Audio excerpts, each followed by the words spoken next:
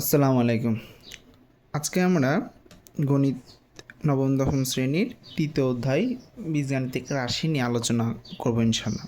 তো বীজগাণিতিক রাশি নিয়ে যখন আমরা কথা বলতে যাই বা বীজগণিত নিয়ে কথা বলতে যাই, সবাই প্রথমে আমরা কিছুটা ভয় পেয়ে যাই যে কীরকম ভয়, যে বীজগণিত পারি না এরকম কিছু।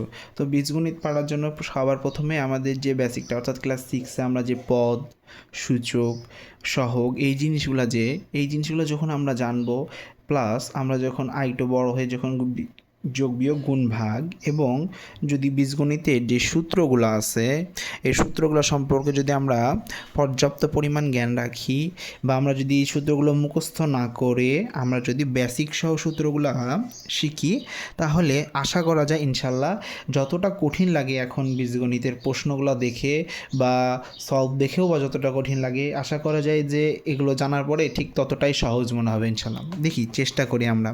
তাহলে এমনি যদি লিখি যে বীজ গাণিতীয়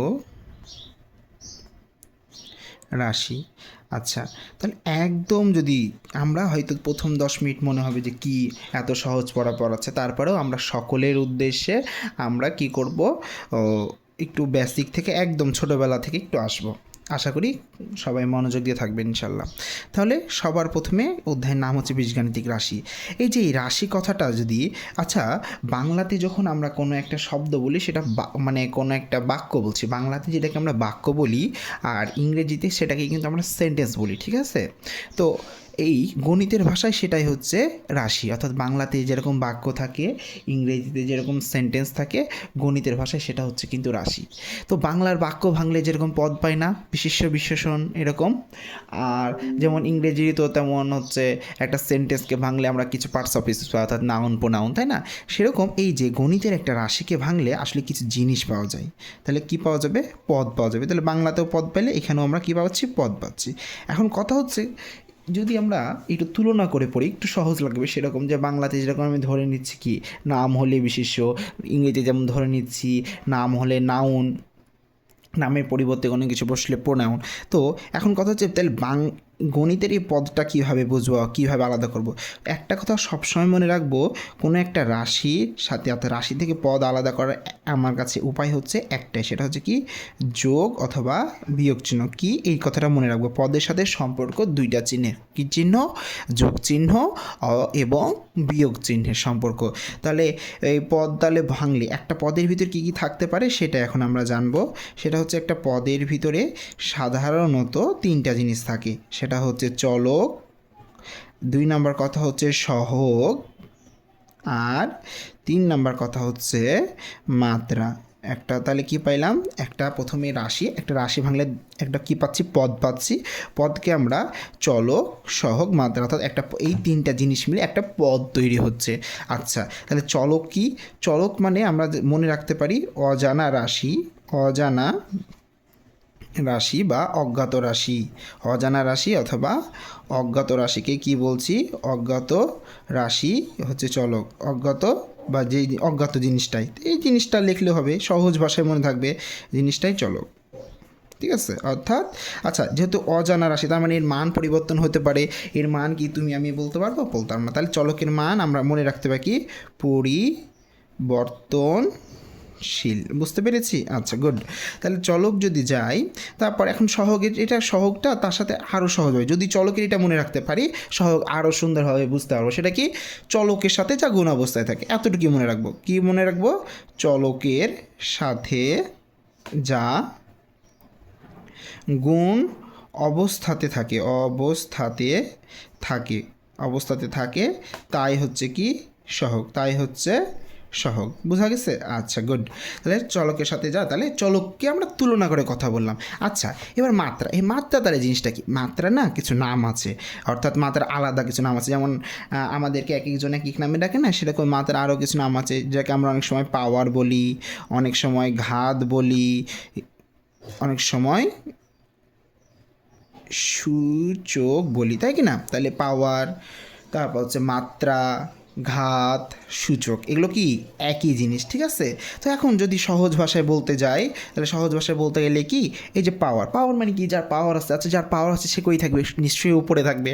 তার মানে পদের মাথার উপরে যে জিনিসটা থাকে সেটাই হচ্ছে পাওয়ার, ঠিক আছে। তো এখন এখন আমরা একটা বীজগণিতীয় রাশি লিখি, হ্যাঁ, একটা বীজগণিতীয় রাশি। তাহলে বীজগণিতীয় রাশি যদি লিখি, এই যে সাপোজ লিখলাম আমরা 2x plus 3y divided 4y minus 5x into 8y, তাই কি না। আচ্ছা এখন তাহলে এটা একটা রাশি, তাহলে আমাকে সবার প্রথমে প্রশ্ন করতে পারি কি, এই রাশিতে কতটি পদ আছে। তাহলে এখন পদ নির্ণয়ের জন্য আমরা কি মনে রাখতে পারি, পদ নির্ণয়ের সম্পর্ক একটাই, রাশি কোনো রাশির কি বললাম, কোনো রাশির যেখানে যেখানে কোনো রাশির যেখানে যেখানে যোগ চিহ্ন আছে আর যেখানে যেখানে বিয়োগ চিহ্ন আছে, ব্র্যাকেট বাদে। এখন যেখানে যেখানে এখানে মনে রাখা লাগবে, ব্র্যাকেট থাকলে ব্র্যাকেটের ভিতরে হিসাবটা করে নিতে হবে নিজেকে। তাহলে কি বলছি, যে কোনো রাশির যেখানে যেখানে যোগ চিহ্ন আছে আর যেখানে যেখানে বিয়োগ চিহ্ন আছে সেখানে সেখানে আমি একটা জাস্ট বর্ডার কল্পনা করি। তাহলে এই যে যোগ চিহ্ন আছে একটা বর্ডার কল্পনা করব, এখানে আমি বুঝাচ্ছি তাই দাগ দিচ্ছি। তাহলে এই যে বর্ডার কল্পনা করলাম, এতে কি হইলো, এতে এই যে বর্ডার কল্পনা করার ফলে আমি কি করলাম, বর্ডার কল্পনা করার ফলে আমার এক্স বানাই দিই। আচ্ছা এই যে বর্ডার যখন কল্পনা করলাম তখন আমার কি হচ্ছে, তখন এই যে এই রাশিটা কয়টা ভাগে ভাগ হয়েছে, একটা ভাগে, দুটা ভাগে, তিনটা ভাগে ভাগ হয়েছে। তার মানে এই যে যখন আমি বর্ডারটা কল্পনা করব তার ফলে ওই রাশিটা যতটা অংশে বিভক্ত হবে ওই রাশির পদের সংখ্যা ততটি, আশা করি ধরতে পারবো। এখন আমাদেরকে যে কোনো একটা রাশি দিয়ে দিলে, তাহলে আমরা একটা রাশি যদি সাপোজ এটা নিই যে 5a plus 7b cross x minus 3c ভাগ ওয়াই, তাহলে কি এখানে কোথায় কোথায় যোগ চিহ্ন আছে, এখানে যোগ চিহ্ন আছে একটা দাগ দিলাম, এখানে বিয়োগ চিহ্ন আছে একটা দাগ দিলাম। তাহলে এই রাশিটা কয়টা অংশ হইলো, একটা দুটা তিনটা অংশ হইলো। এই রাশিটা যেহেতু তিনটা অংশ হয়েছে তাহলে আমি ধরে বলে দিতে পারি কি এই রাশির পদ সংখ্যা 3। এর থেকে কি সহজ হওয়া সম্ভব? আর মনে হয় না, ইনশাল্লাহ আশা করি যে সহজ লাগবে। তারপরে এই যে পদ যখন বুঝে গেছি, তার মানে এখন আমি একটা যদি পদের পদ যেহেতু আমার কি আসছে পদকে ভাঙলে, তো আমি একটা আইডিয়াল একটা ধরে নিচ্ছি নিজের মতো করে যে 3x স্কোয়ার এটা একটা পদ হতে পারে কি না। আচ্ছা 3x স্কোয়ার যখন একটা পদ হচ্ছে তো সবার প্রথমে আমি বলছি পদকে ভাঙলে তিনটা জিনিস পাচ্ছি, চলক, সহগ আর হচ্ছে কি মাত্রা। তাহলে এই যে চলক, এই চলক কি বলছি, অজ্ঞাত রাশি বা অজানা রাশি। আচ্ছা এখানে অজ্ঞাত মান কোথায়, এখানে 3ও মান বুঝি, এখানে স্কোয়ার হিসেবে 2 ব্যবহার করছে, এটার মানও জানি, অজ্ঞাত তাহলে কি এক্স, তাই কি না। তাহলে এক্স তো আমি বুঝতে পারছি, তাহলে এখানে আমার চলক কোনটা, চলক হচ্ছে আমার এক্স। আচ্ছা এই সহগের সংজ্ঞাতে যে কি শিখলাম, চলকের সাথে যা গুণ অবস্থাতে থাকে, তাহলে এখানে চলক হচ্ছে কি এটা, চলকের সাথে এটা গুণ অবস্থাতে আছে, এটাই হচ্ছে কি সহগ। তাহলে সহগ আমার এখানে 3। এখন যদি কিছু না থাকতো, কিছু না থাকলে 1 হইতো, কিছু না থাকলে তার সাথে অবশ্যই নিশ্চয়ই 1 থাকে, তাই না, তাহলে তখন সহগ 1 হইতো।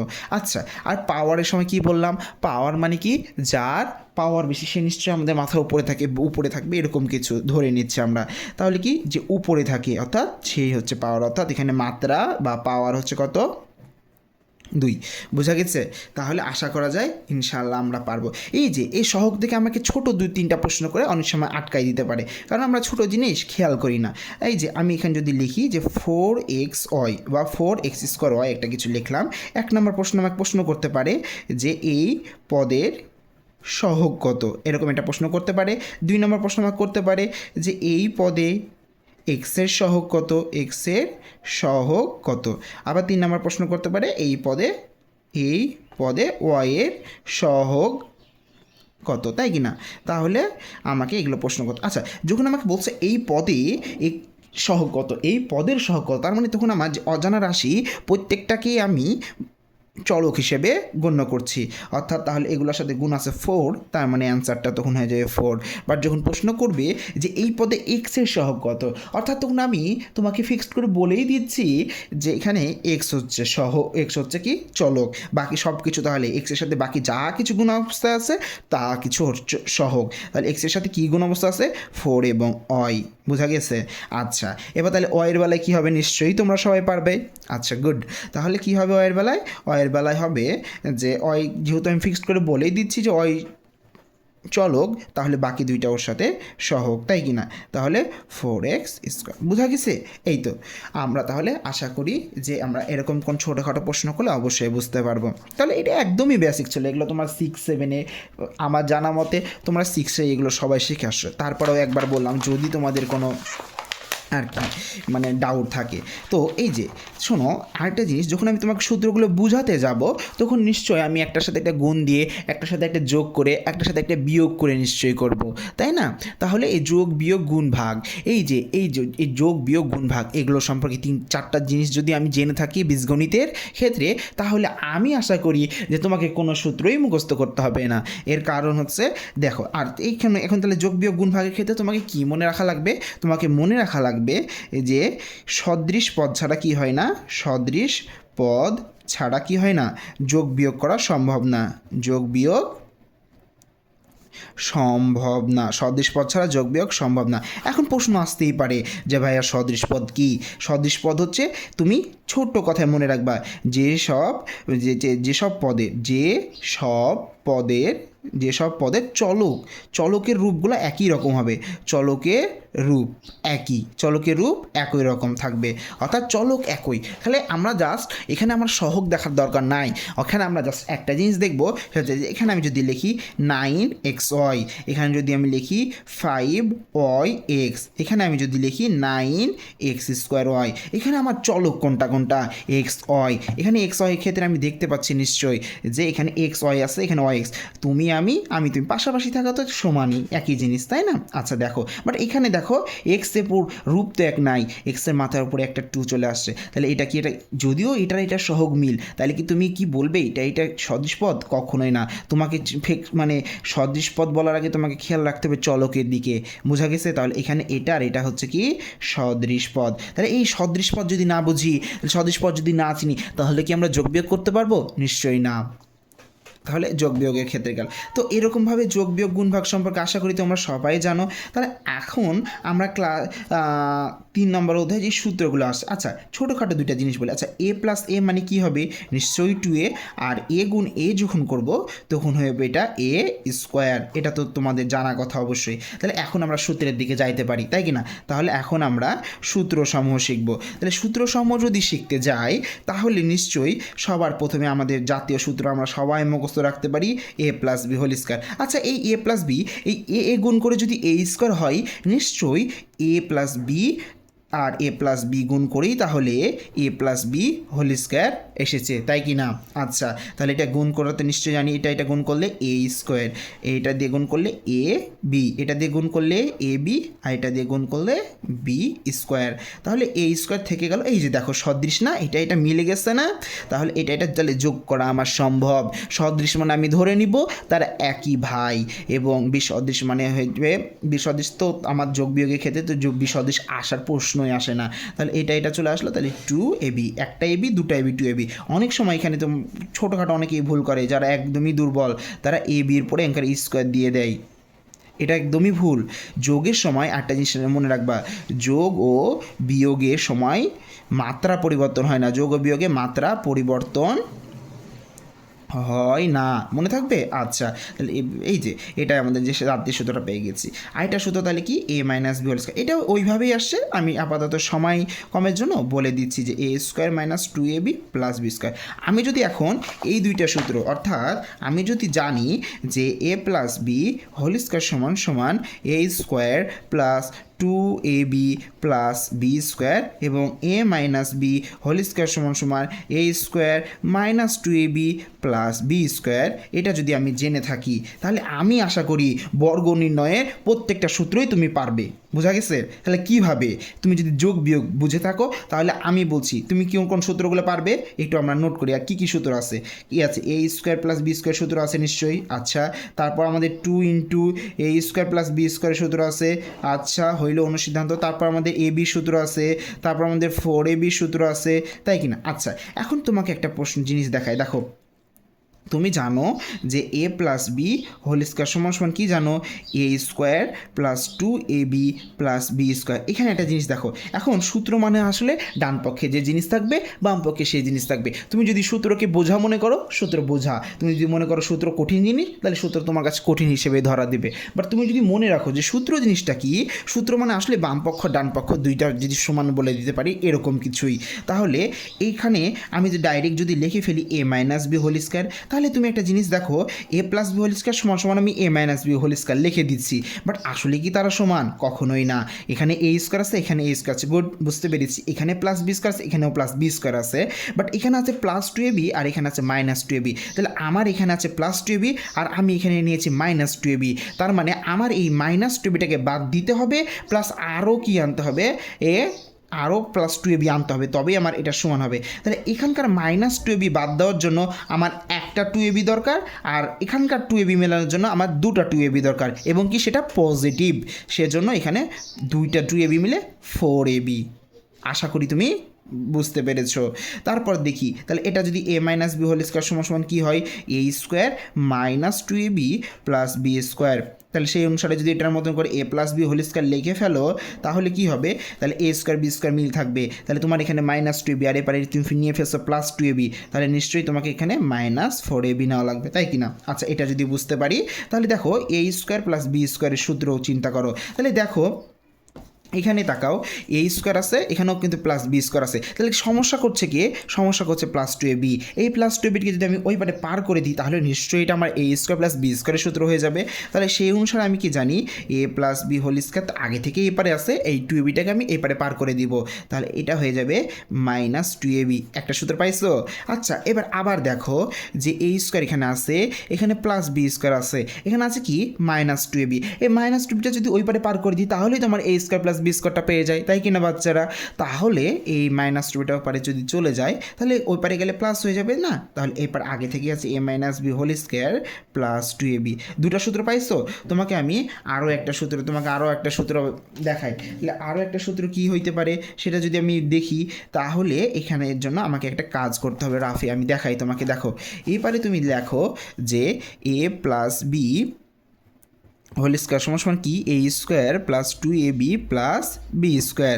দেখো a minus b whole square সমান সমান a square minus 2ab plus b square. তাহলে নিশ্চয়ই দেখো, এখন যদি তুমি এটা নিয়ে চিন্তা করার দরকার নাই, তুমি এই পারে রাশিটা নিয়ে চিন্তা করবে। এখানে দেখো এটা এ স্কোয়ার প্লাস, এখানেও এ স্কোয়ার প্লাস, তাহলে তুমি এখন কেন এ স্কোয়ারটার দিকে দেখবে? দেখো তোমার দরকার এ স্কোয়ার প্লাস বি স্কোয়ারের সূত্র, তার মানে তোমাকে এই পারে যোগ বিয়োগ করে এ স্কোয়ার আর বি স্কোয়ারকে টিকায় রাখা লাগবে। তুমি যদি বিয়োগ করে ফেলো, তাহলে তো এ স্কোয়ার কেটে যাবে, তার মানে তোমাকে এখানে যোগ করতে হবে। তাহলে এ স্কোয়ার যোগ করলে 2a স্কোয়ার, এটা এই প্লাস 2ab মাইনাস 2ab কেটে যাবে, আর এটা এপারে 2b স্কোয়ার।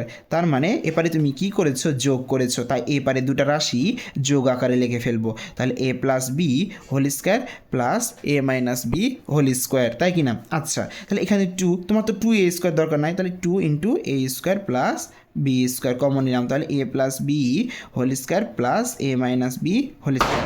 তাহলে কি তুমি বুঝতে পেরেছো যে a square plus b square এটার সাথে 2 যদি ওই পারে ভাগ করে দিই, তাহলে তো আমার হয়ে যাবে, তাই কি না? তাহলে দেখো আমি লিখতে পারি কি, a plus b whole square plus a minus b whole square ভাগ হচ্ছে 2। তাহলে এই যে দেখো, এখন তোমার মাঝে মাঝে প্রশ্ন করো না যে কখন কোন সূত্রটা ইউজ করতে হবে। আচ্ছা দেখো, এ স্কোয়ার প্লাস বি স্কোয়ার তুমি 3টা সূত্র পাইছো, একটা সূত্র, দুটা সূত্র, 3টা সূত্র। তোমার হাতে ম্যাথে অবশ্যই অঙ্কের সোর্স দেওয়া থাকবে যে এ প্লাস বি সমান সমান এত, এ বি সমান সমান এত, তাহলে নিশ্চয়ই তুমি এই সূত্র ইউজ করবে না, তাহলে তুমি অবশ্যই 1 নম্বর সূত্রটা ইউজ করবে। তোমার ম্যাথে যদি দাও থাকে এ মাইনাস বির মান আর এ বির মান, তাহলে নিশ্চয়ই তুমি 2 নম্বর সূত্রটা ইউজ করবা। তুমি কিন্তু দিন শেষে এ স্কোয়ার প্লাস বি স্কোয়ারের মানই বের করছো, বাট তোমাকে দেখা লাগবে আসলে ম্যাথ দিয়ে আমার কোন সোর্সটা দেওয়া আছে, আমার কোন ইনফরমেশনটা দেওয়া আছে, এটা সবথেকে বড় জরুরি কথা। আশা করি ম্যাথ করতে যে আমরা এগুলো সব শিখে ফেলবো ইনশাল্লাহ, ঠিক আছে? তাহলে তুমি এ স্কোয়ার এটার সূত্র পাইছো, দেখো এটার সূত্র আমরা কিন্তু অলরেডি পেয়ে গেছি, তাই না? এই 2টা উপরে আসলেই তো হয়ে যায়, তাহলে 2 into a square plus b square সমান সমান কি, just a plus b whole square plus a minus b whole square, তাই কি না? আচ্ছা গুড, তাহলে এটার সূত্র আমরা পেয়ে ফেলছি। আচ্ছা এবি, এই এবিটা কীভাবে পাবো দেখো তো। আচ্ছা এবিটা তাহলে দেখো তো, আবার যদি লিখি a plus b whole square equal to a square plus 2ab plus b square, আর a minus b whole square সমান সমান a square minus 2ab plus b square, এরকম যদি হয় তোমার দরকার কি এবি, তোমার দরকার কি এবি, তার মানে এই এবিটাকে তোমাকে টিকিয়ে রাখা লাগবে। তুমি যদি যোগ করো তাহলে কিন্তু বাদ পড়ে যাচ্ছিলো, তাহলে তোমাকে এবার কী করতে হবে, বিয়োগ করতে হবে। তাহলে এই যে বিয়োগ করার জন্য তোমাকে চিহ্ন চেঞ্জ করতে হবে, তাহলে এ স্কোয়ার বি স্কোয়ার কেটে যাবে, এটা বি স্কোয়ার কেটে যাবে, তাহলে তোমার 2ab আর এই প্লাস 2ab মিলে তোমার 4ab হয়ে যাবে। তুমি কি করছো, এই রাশি থেকে এই রাশি বিয়োগ করছো, এটা থেকে এটা বিয়োগ করা মানে এটা থেকে এটা বিয়োগ করা, তার মানে এ প্লাস বি হোল স্কোয়ার থেকে এ মাইনাস বি হোল স্কোয়ার বিয়োগ করে ফেলা। তাহলে দেখো তুমি 4ab সূত্র পাইছো, তাহলে 4ab সূত্রটাই আগে লিখে ফেলি, 4ab সমান সমান a plus b whole square minus a minus b whole square. আচ্ছা এখন তাহলে তুমি নিশ্চয়ই বলতে পারবা যে ভাইয়া এ বি সূত্র কি? এ বি সূত্র হচ্ছে a plus b whole square minus a minus b whole square ভাগ 4। এখন ভাইয়া বলতেই পারো যে ভাই এভাবে তো বইয়ে দেওয়া থাকে না, তাহলে বইয়ে যেভাবে দেওয়া থাকে সেই রূপটা দেখে ফেলি কীভাবে। তাহলে এ বি সমান সমান আমি যদি লিখি দেখো a plus b whole square minus a minus b whole square ভাগ 4। আচ্ছা তুমি কি জানো কোনো একটা ভগ্নাংশকে আমরা কয়টা অংশে ভাগ করতে পারি সেটা ডিপেন্ড করে ওই ভগ্নাংশের লবে কতটা পদ আছে। একটু আগেই তো আমরা পদ নির্ণয় করা শিখলাম তাই না? তাহলে বলছিলাম না ব্র্যাকেটের ভিতর চিহ্ন কাজটা আমাদেরকে, তাহলে দেখো এখানে এটা তাহলে একটা পদ দুইটা পদ না, তাহলে এই যে দুটো অংশ, তাহলে এই দুটো অংশ যদি আমি আলাদা করে লিখি তাহলে a plus b whole square ভাগ 4, কারণ এই চারটা দুইটার নিচে আছে, এই মাইনাস এই মাইনাসটা আর a minus b whole square ভাগ 4। আচ্ছা আমার যে হর হিসেবে যে 4টা ইউজ করছি সেটা কি একটা পূর্ণবর্গ সংখ্যা না? তাহলে ওইটার উপরে চাইলেই তো আমি স্কোয়ার দিতে পারি তাই কি না? তাহলে a plus b whole square by হচ্ছে 2 square minus a minus b whole square by হচ্ছে 2 স্কোয়ার। আচ্ছা এখানেও 2 স্কোয়ার, এখানেও আমি তো তাহলে ফুল পুরোটার উপরে স্কোয়ার দিতে পারি তাই না? তাহলে a plus b divided by 2 square minus a minus b divided by 2 square. এই তো, তাহলে তোমার বইয়ে অবশ্যই নিশ্চয়ই এইভাবে দেওয়া আছে, এবং এইভাবে দেওয়ার পর তোমাকে নিশ্চয়ই একটা কথা বলে যে কখন তুমি যদি মান নির্ণয় করতে দেয় তুমি চাইলে এটা ইউজ করতে পারবে, এটাও ইউজ করতে পারবে। আবার যখন এক্স্যাক্টলি বলে দিতে পারে আর কি, যে দুটি সংখ্যার বর্গের অন্তরূপে, এই যে এটা একটা সংখ্যা এটা একটা সংখ্যা, দুটা সংখ্যার বর্গের অন্তরূপ মানে বিয়োগফল রূপে প্রকাশ করো। তাহলে দেখছো তোমার আশা করা যায় যে বর্গ নির্ণয়নের আর কোনো সূত্র তোমার বইয়ে আপাতত নাই, এবং আমরা প্রত্যেকটাই পারি ইনশাল্লাহ। এমনি যে সূত্র আছে এ স্কোয়ার মাইনাস বি স্কোয়ার সমান সমান a plus B into A minus B. এছাড়াও এক্স প্লাস বি এর সূত্র আছে। এছাড়াও তুমি এখন দেখো এক্স প্লাস এ আর এক্স প্লাস বি যদি একটা সূত্র হতো তুমি তাহলে নিজে থেকে বানাইতে পারো না যে এক্স প্লাস এ ইন্টু এক্স মাইনাস বি এর সূত্র কি? এটা নিজে থেকে গুণ করে বানানো যায় না, আমরা এখানে বানানো শিখলাম না, এরকম করে আমরা চাইলে বানাতে পারি। বোঝা গেছে? আশা করি পারবে ইনশাল্লাহ।